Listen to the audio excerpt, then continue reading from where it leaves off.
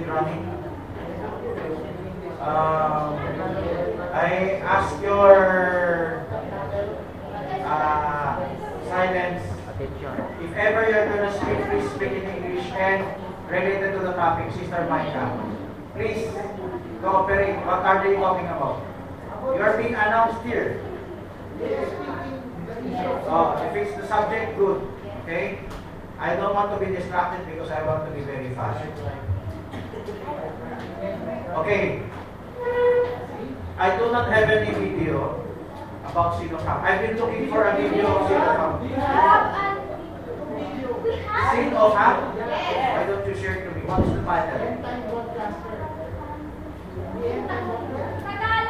You're talking of audio?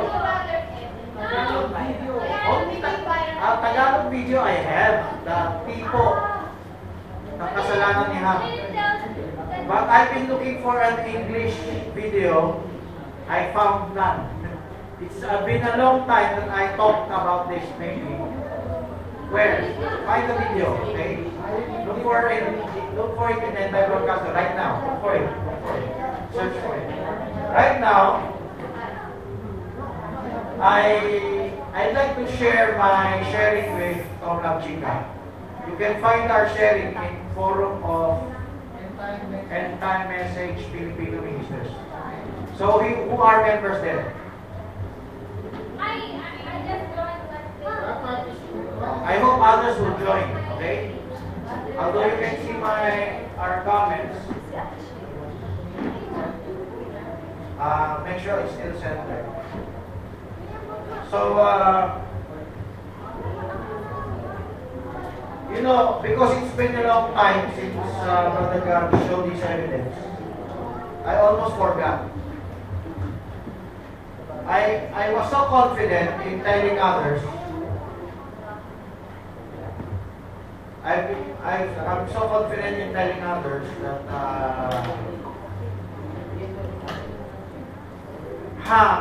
Canaan was mentioned alongside the sons of Noah. So, but I did not find. Look, open your Bibles, Genesis 9:18. But it was not directly mentioned. It was only mentioned Canaan. The father of Canaan was Ham. Ham was the father of Canaan. So, it's not yet the smoking gun. It's not yet the irrefutable evidence. The irrefutable evidence is this. Are you following me? Please open up Genesis. Please do not talk there in maybe Tagalog and in other subjects. Just whisper. Make some sign language. Okay. Have you opened up? Please raise your hands if you open up. Genesis 9:18. Is Canaan listed among the sons? He go along with the son of Noah. Ham is the father of Canaan. So it did not directly say these are the sons of Noah. Then he mentioned Canaan. He only said Ham was the father of Canaan. It is something suspicious. If you're going to prove that there was incest, there's more to just incest. Because incest, you don't have to have a child, a love child. But the incest of Ham, there was a result, a fruit of that incest, of that fornication. And in Genesis 9:18, it just looks suspicious. Why would Canaan be mentioned in that verse? Together with the son of Noah. But it's still not the smoking gun. I was so confident that's the smoking gun. What is The smoking gun, that is to say, if I'm gonna tell others, no, it just mentioned there for no reason. Of course, they don't have any explanation also. Maybe for some other reason, not necessarily incest or fruit of incest. But the smoking gun is in Genesis 9, 24, 25, 26, 27. I asked someone, maybe Brother Magellan here, and just require your child to open it up. Train up Ramwell to require to read in his ear. Please read for us Genesis 9:24. Brother Magellan. And Noah walked from his wine and know what his younger son had done unto him. Okay. The word younger in your King James is youngest in other Bible versions. You know that? You know why? Check the lexicon. Check the Hebrew. It means smallest, diminutive, insignificant. Check the Hebrew. Katon. Katon represents. If so, open up in your Tagalog. What does it say? Bunso. Check it out. Bunso. Tagalog is bunso. So, what is the Hebrew word for younger in King James or youngest in other versions? The Hebrew word is katon. Katon means small, unimportant, diminutive, smallest. That's why in other Bible versions it is translated as youngest. Now let me ask you, is Ham the youngest? Of course not. Who is the youngest, Japhet? Supposed to be Shem. So, if Ham is not the youngest, who is the youngest son that brought him humiliation? That has done evil to him. Let's go to another word, Canaan. The name of the child. What is the meaning of the Hebrew word Canaan? Canaan. Canaan means lowlands and humiliation. So the son that brought Noah humiliation is not mainly Ham. Noah discovered the sin of Ham because of the child. The belly of his wife grew larger. And who did it? Then he will discover who did it. So, who is the child that brought Noah humiliation? That child was being carried by his wife. How do you prove it was his wife? Because in King James it's younger. Let's read 20, 25, 26, 27. Open up your Bibles. No. If you want to read, please come nearer. Brother Magellan, could you read louder? No, you have to come nearer. Did you shout?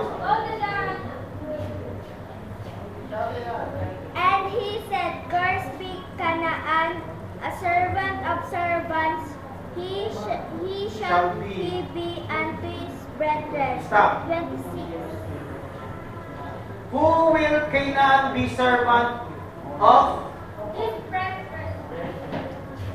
To his brethren. You know Brother God's book? I returned it to you already. It said there, his literal brethren, Booth, Israel, Cush.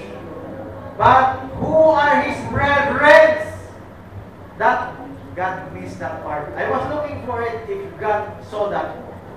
But he explained it to his literal brethren. He has his brethren with him. But if he is the son of his mother, then his brethren are not just the half-brothers of Ham. His brethren are his half-brothers with Noah, with his mother. Who are his half-brothers? These are his half-brothers. Read it. And this is the part I asked Brother Tom, Brother Johnson, Punsalan. He could not answer this. Okay? This is the smoking gun. Read. Genesis 9, 26, 27. Please come here. Brother Madan, could you read while standing up? Genesis 9, 26. Ask your child to read it for you. Okay? Do not miss this. This is very important. Oh, could you come here? Okay. Genesis 9, 26, 27. Understand what is being written. And he said, Blessed be the Lord God of Shem, and Canaan shall be his servant. God shall enlarge Japheth, and he shall dwell in the tent of Shem, and Canaan shall be his servant. So going back to 25.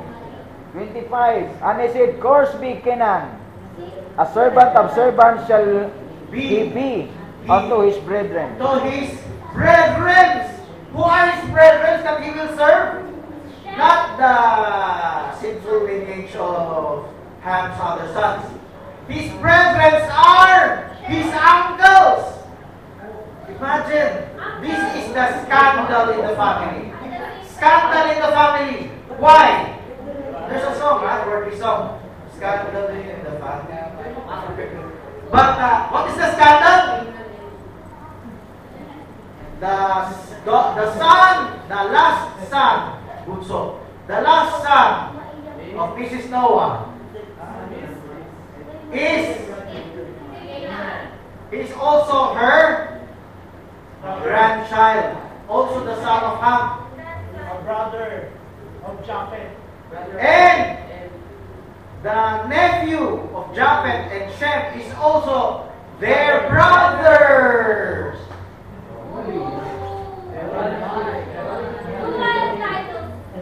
Canaan's mother is also his grandmother. So that is Wow. so that is incest. That is confusion, as the Bible says, confusion. When you wear a man wearing women's clothes, women wearing man's clothes, that's confusion. That's the worst form of confusion here. There's a message I'd like to share. The application. There are many applications. But since we're in a hurry, I'm going to share one very important application. We can say he was angry with Ham. But why would you curse a child if he has nothing to do with it? Remember, Canaan is the fourth son of Ham. Why not curse the other sons? If Ham's sin was only disrespect. He ogled his father's naked body. Meaning the other sons are not. They're not cursed, only Canaan. Why would Noah curse an innocent child? Because the innocent child brought him humiliation. There's no sense cursing an innocent child unless it was not carried in the belly of Ham's wife. It was carried in the belly of his wife. That is why, in that verse, the brethren of Canaan are Shem, Ham, and Japheth. Ham is not just his father. Ham is also his brother to his mother, to their mother. You see the confusion there? The wife of Ham is the wife of Noah also. The wife of Noah is the mother of Canaan. It is Canaan was not the son, was not carried by the wife of Ham. That was the traditional belief. We in Brother Jackson's church group. The traditional belief it was only disrespect. The wife could not do such a thing. But we have the spoken God, the verse that I'm showing. Now let's talk about application before we go back to the sin. I'd like to share the application. Why also would Noah curse the son? Why not just curse the father? Aside from the son bringing humiliation, the son will hurt the father and mother more. I was asked a question, why not curse the wife? Why not curse Ham, the son? If you curse the baby, then it will hurt them more. What is the message? Why not kill the baby? You cannot kill the baby. He's innocent. Now let me ask you something.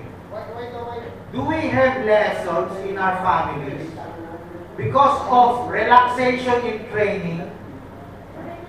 The parents will just be shown a baby, a fruit of their sin, of their fornication, and the parents will suddenly say, all is forgiven. Oh, have mercy on the baby. And the parents will further not assert their authority for training. You know what I'm talking about? Did it happen in this church? Just because our child who fornicated, because we are not strict in training, he or she will come home and bring a baby. And the grandfather and the grandmother, seeing the baby, Very cute. wants to carry the baby, Because they are willing even to shoulder How the come, needs. how come that the baby is cute? Because he is like a charcoal. The thing, no, I'm talking about us. Before you talk, the charcoal is ham. You mean to say that God is But Brother, listen. The baby was still in the womb when it was to say cursed. that But it's a lesson. I'm talking about time and shadow. it's like a charcoal, you know? The time and shadow, did he open up the womb to see a charcoal? She's still in the womb. Okay, listen. The lesson for us is this. If we are relaxed, was Noah relaxed? Yes, because the Bible said he awoke from his stupor. He awoke from his drunkenness. It's not a short event, it's several months He's in always the making. He realized what he had done. So there is a obvious truth in the Bible that Noah was relaxed. Do we have many relaxed parents here? Parents, elders, etc. So, what happened to the child? The child got relaxed, will fornicate. When the child fornicates, we will teach the parents, oh, this time around, be strict. But because of the baby, they could not be strict. Instead of, did you know that if the child is seeking for forgiveness, if the child is your son, your daughter, if he or she is seeking support because she could not support herself, he or she is looking for help, so someone to carry the baby. Did you know that you have a leverage? You as a parent will have a leverage. But you could not use the leverage because the fleshly, devilish, demonic anointing of focusing only on the flesh, not on the spiritual matters. We are so concerned with the baby that we forget about training. Or we forget about that our child, our sons and daughters who fornicated, who sinned. We have to get back to him. I talk about dote or dowry message. Every parent is obligated to God to require the dowry. What is the dowry I'm talking about? It's a symbolical word. The dowry I'm talking about is the training that was lacking. Even if he or she is married, even if he or she has lived in and has a love child, the more the parents should go after the training that they missed. They need to But required from the child. But the parents themselves are required to further get back on their training authority. But what happens? No, the more the parents are relaxed because they saw the child was given to them. I advised one father here. I told them, do not let your daughter bring her, have contact with your wife. Why? Because the wife is weak. The wife might forget about the sins and only want to take care of the child. We have another family parents here. Because of the child, they could not train their daughter anymore. The daughter feels like a princess. This is what I want. This I don't want this like that. And the mother says, oh yes, we will give everything what you want. Just take care of the child. Remember that daughter did not have a husband. She's the princess. The lady said.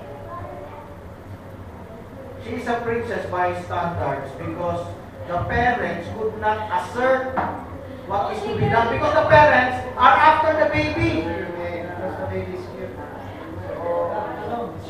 They never. And this is what will happen. They never. It happened to other fathers. The daughter, after giving birth, because of sin of fornication, will give it just to her father, and she will fornicate again. Get another child. It happened. Yes. It happened. This is the lesson here. She gave. Why did it happen? Because the pastor or the father was coaxed into not following the training. They were not sincere, the message. That is But the there's reason. a whisper in the message against me. Do not follow this training. Yes, right. So it got worse. It got worse. Sir Francis. But they never recognize that. Okay? Amen. But here in the Bible, it's a clear message. What are you going to ask, Brother Minan? Why did Mrs. Noah did not curse for that sin? It will hurt her more if the baby is the one that will be cursed. According to It Leviticus, will hurt them more if their child Sir Francis, will be the one that will. Whom did God kill? David or David's child? Wait. David's love child with Bathsheba. wait. The rebuttal is this. Pastor Tom Lachica and Johnson. According to Leviticus, if you have incest to your mother, the two of you will They put to death. put to death. So why did Noah did not put to death Mrs. Noah and Ham? Because it will hurt them more to curse the child. So they violate But the. they're not yet under Leviticus. They're not yet under Leviticus. What? Should Eve be put to death? Let me ask you. Should Eve be put to death for her sin? Yes. Yes! But God forgave because of Adam. See that? So the same So Noah if Noah cursed the child, they, will curse to his wife. God does not necessarily have to kill his wife and his son. God will just deliver the curse to his grandson and adopted son. Now, I immediately gave the smoking gun. But let's review. The sin of Ham, some have said that Ham was a homosexual. He raped Noah. That's another version. And some other message believers believe that also. And there's another version. I'm reading from the Jews. So we can imagine our mess here in the message. It was just opinions of the Jews. Another version of the Jews is disrespect. Just like Brother Jackson's was. But because of the smoking gun in Genesis 9, 25, 26, 27, It now is settled. The issue now is settled. The sin of Ham was incest. It could not be just ordinary disrespect of ogling a naked body of your father. You raise your hands. Come. The reason why Noah's wife will not kill, because Noah's wife is a hybrid. He's not a pure. That's true, but that's not our subject because Noah was a pure sons of God. you're saying because of being hybrid, she will not be killed. Yes, she will not kill because what they have. You mean to say Noah was understanding to a hybrid? Look, you said recently Noah was relaxed. Even though he is a pure sin, but he is relaxed. He admitted his own fault. It's the same like Adam to Eve. Yes. But That's one of the lessons. sin. There are many lessons in this subject. This is not just a irrelevant revelation. This has a message for us. Yeah, I agree. So, It's a progressive it has revelation. nothing to do with being hybrid or not. The thing is, that's his wife. Did you know that in our family, there's nothing wrong with this? If our wife has sinned, there's nothing wrong if you could accept her back. Yes. But if you were willing to listen to the advice of your counselor, judge counselor, the more you could train your wife not to be lukewarm. Why? Because she will strive to make it up for you. So you should not look for your honor in the flesh. Oh, I must play some pieces of the head. You should not go after that. You should go after the soul, like going after the soul of Eve.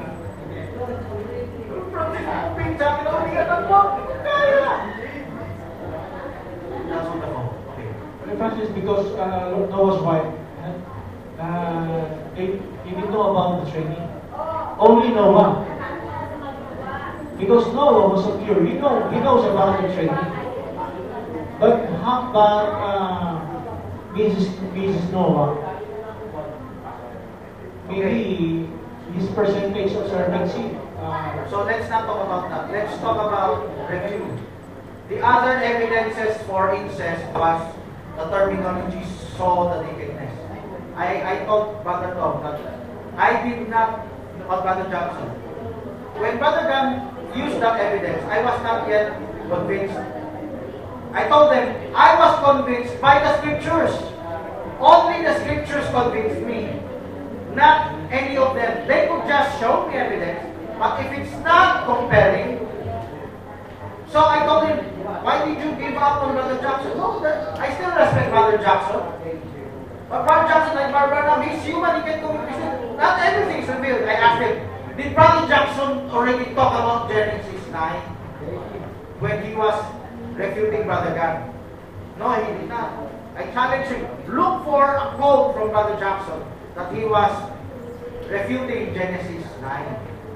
The exact verses I'm talking about. You know, Brother God, when he was teaching incest, he did not immediately bring up this verse.